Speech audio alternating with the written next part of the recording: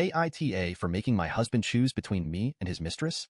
I, 21F, and my husband, 20M, have been together for a little over 3 years and have been living with each other for a year and a half. Recently, I found out about an affair he has been having with one of our mutual friends. Let's call the mutual friend Sue. Sue had been friends with him since a few months into our relationships. She would always join us to hang out and play games together and so on. Sue and I became friends quickly, but this is where things take a turn. She started to pull back from wanting to hang out with me, or even both of us together. Sue would claim that she just wanted to hang out with the boys, even though that only included my husband, and how she didn't want to be involved with other girls as it gave her anxiety. Although being bitter about the situation, I understood and gave her the time to hang out with my husband and space away from me. I found out about the affair while my husband was in the shower and left his phone unlocked and in the room with me. She had called him, so I picked up. Without letting me get a word in, she started going off about how he was going to call her when he was in the shower to have sexy time and how she couldn't wait for him to come over to her house tonight. I hung up immediately. I couldn't believe he would do that and thought it was a prank call and left it at that. Until later that night, he had randomly left the house with his computer open.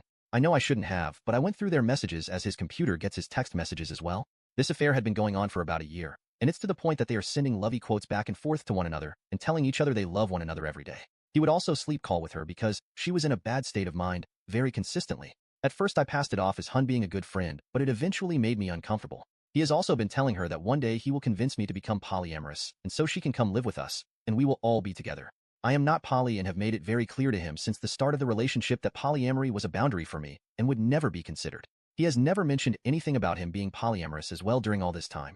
After I found out about the affair, I didn't mention anything to him for a while, but mentioning to him how I feel uncomfortable with her presence because it was obvious she had feelings for him, as well as saying I would like them to stop sleeping on call with each other, hoping that he would come to the conclusion himself and leave her.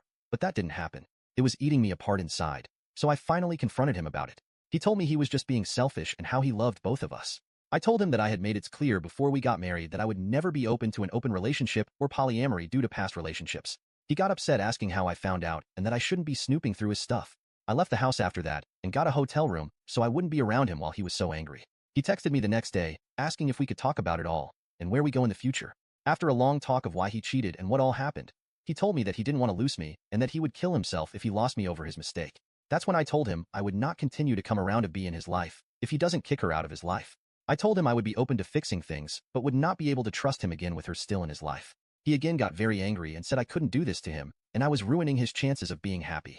Now on to the next story. Story 2. AITAH for ghosting my cheating fiancé? So, I basically did what the title says, but for context. I, 27F, dated my ex-fiancé Jonathan, 29M, for 4 years, and we had been engaged for a couple of months. It was a good relationship, and I truly thought I would spend the rest of my life together, but I guess I was just too naive to see the truth. To keep it short, I found out he had been cheating on me with a mutual friend for a couple of months, and that group of friends in particular was covering up his affair. They were all acting strange. So I went through his phone and I found out they had like a separate group where they even made fun of me for not realizing. I was furious, and my first impulse was to berate them all. However, I ended up deciding to just disappear from their lives. Any confrontation was clearly a waste of time with this people. When he went to work the next day, I packed everything I owned, took all the money I put on our joint account, which was a lot. Since we were paying for our wedding, we were planning a good honeymoon and wanted to buy a house. I blocked them from everywhere, put my accounts on private, changed my number, and I went back to my hometown and stayed with my mom and stepdad. I was so mad I even left my job right away. I told my friends and family what had happened, and then I decided to go on a big trip with some of the money I had put on our joint account.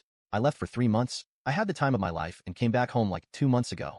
I was able to get a job here, and I decided to start dating again. It's nothing serious, but I have been seeing this nice guy for about a month.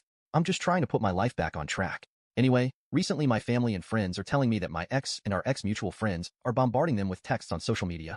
They apparently want to know where I am and are asking how I'm doing, and they are saying what I did was childish and I should just talk to them at least.